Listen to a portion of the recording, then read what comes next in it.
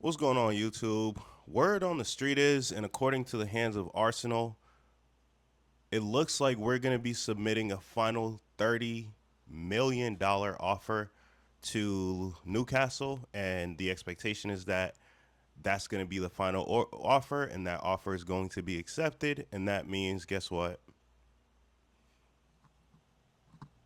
Bruno G is coming home. Um, And I say coming home because if you're an Arsenal fan, you remember years ago before Bruno G even came to the Premier League, he was linked with Arsenal. There's an expectation that Bruno G would come to Arsenal. I think it was under Wenger.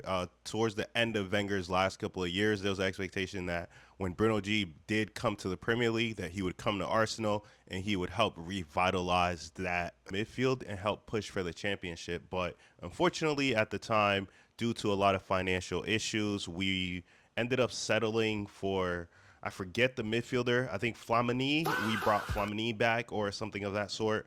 And it was really bad. It wasn't as helpful as it could have been. And Bruno ended up going to Newcastle. And ever since then, I think we've seen Bruno really come into his own, really grow into a superstar midfielder. We see him at the World Cup. He played pretty well at the World Cup, and he's grown to become one of the best Premier League midfielders. And just comparing his stats to similar midfielders like him, his progressive balls, his defensive work rate, I think in coming to Arsenal, he would be the perfect replacement for Shaka.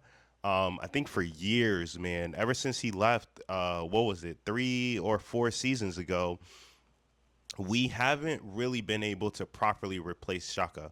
And what do I mean by that? We haven't had a number 8 that contributes defensively but also is able to play the line breaking passes forward like Shaka could. There are many times where we would rely on Shaka to keep the ball, to move the ball, to help sort of recycle the ball and create different opportunities for us to score. But ever since then, we've kind of struggled to find a Shaka replacement, and I think Bruno Guimaraes is gonna be the perfect Shaka replacement.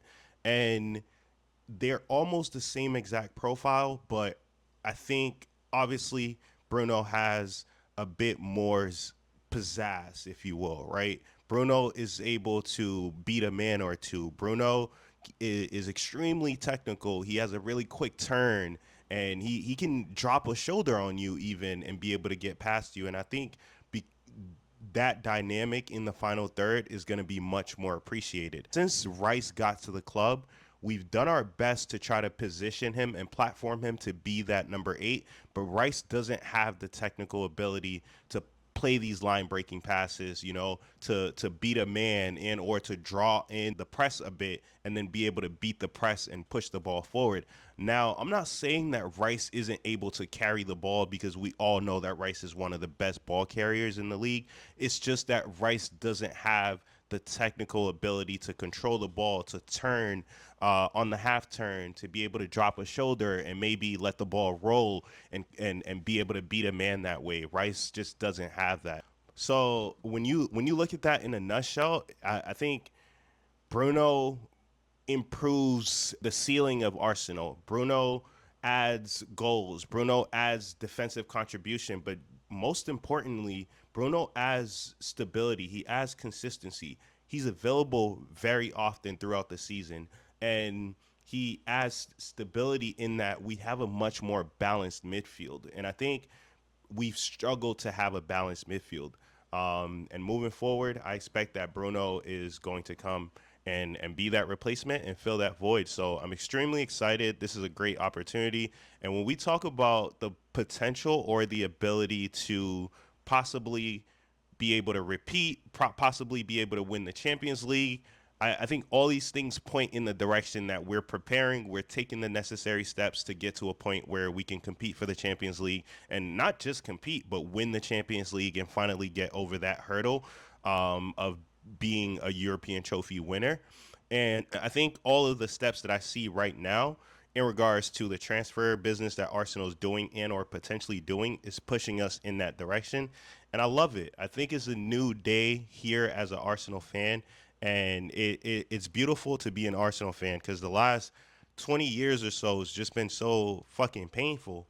Every year coming so close but losing, especially in the last 3 seasons, coming so close but losing consistently.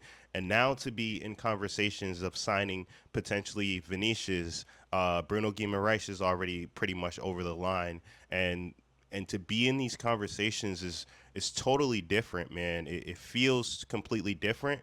And I'll tell y'all right now, Arsenal fans, soak it in, enjoy all of this. You know, for years we were just, you know, the banter club, and now we at the top of the mountain, y'all. You know what I'm saying? So soak it in, enjoy all of this, and because it's not gonna last. You know what I'm saying? We're not gonna be here for forever. We look at Man City, and their reign is coming to an end. I mean, not ending officially, but they're not going to be the same Man City moving forward. They're not winning back to back to back to back to back anymore, you know? So just like that, you know, the times can change. So while we're here, soak it all in, enjoy it, celebrate it, get online, talk some shit to the fans of all these other clubs, man, cuz it's eventually going to expire, you know what I'm saying? You don't want to be looking back thinking, "Damn, I should have soaked it in. I should have clowned these dudes a little bit more when we were at the top." Yeah, soak it in. Go into somebody's comments right now. You know what I'm saying? Leave a disrespectful comment to a Chelsea fan. You know what I'm saying? Do all that shit because we up now and we could do that. Now, to shift the focus to Newcastle, what the news is saying is essentially that Eddie Howe and Newcastle came to some sort of an agreement, right? And the agreement was that maybe they disagreed or had a clash, and the news is pretty much saying that because there was a potential that the club was going to move ahead and sell Bruno Guimaraes to Arsenal without the approval of Eddie Howe, that created a situation where there was a split between the two parties, and as a result, Eddie Howe's not going to be a coach anymore. But quite honestly, I believe that this is probably the best PR spin for Eddie Howe and his career moving forward. Um, because if we're to be honest, I think we can say clearly and fairly that Eddie Howe has underachieved at Newcastle. I think there is credit to be given to him for qualifying for the Champions League 2 seasons ago, which is an achievement in itself. But if you look at Newcastle, the squad makeup compared to the rest of the league and where they're supposed to be and where they're supposed to finish, guys, it's really clear that Newcastle has a top 10 squad in the Premier League, but they're not competing like a top 10 squad in the Premier League. You see a team like Sunderland come up from the championship last year and end up in the top 6 or something of that sort, right? But Newcastle, who's been trying to do it for the last 5 or 6 seasons, continues to go up and then down and then up and then down and then up and then down. And I think once you do that for a while, it becomes really clear. And quite honestly, we should have seen the writing on the wall a long time ago. We should have seen the writing on the wall when Anthony Gordon signed for Barcelona for some $80 million.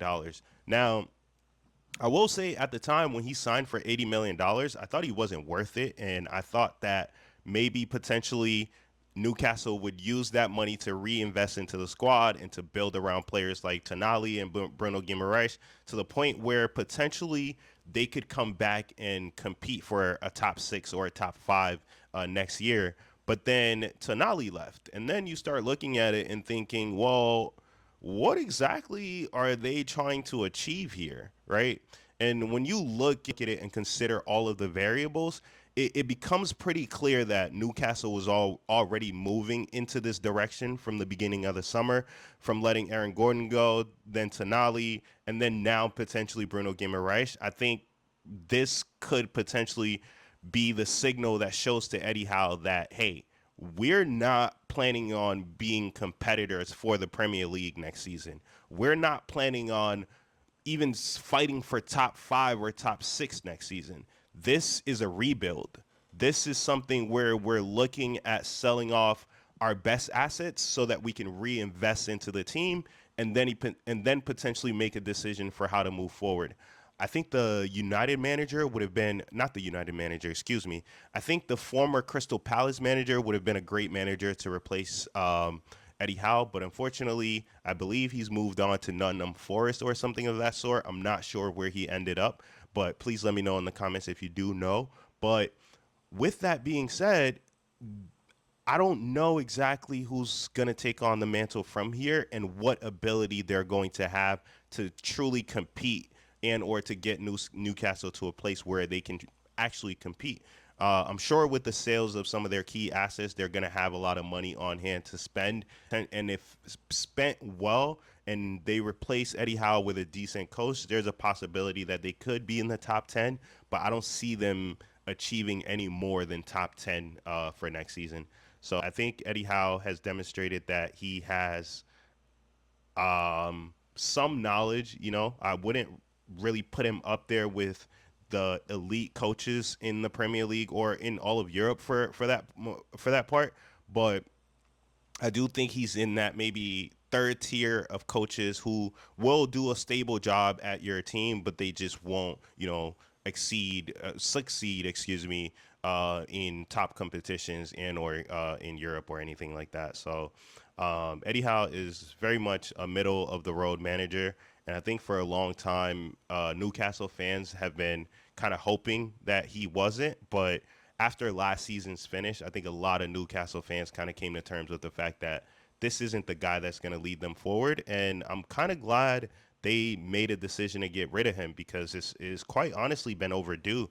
I thought that they would have gotten, I thought that Eddie Howe would have gotten fired maybe 2 or 3 seasons ago, but he kept getting a new contract and they kept trying to sign more and more players.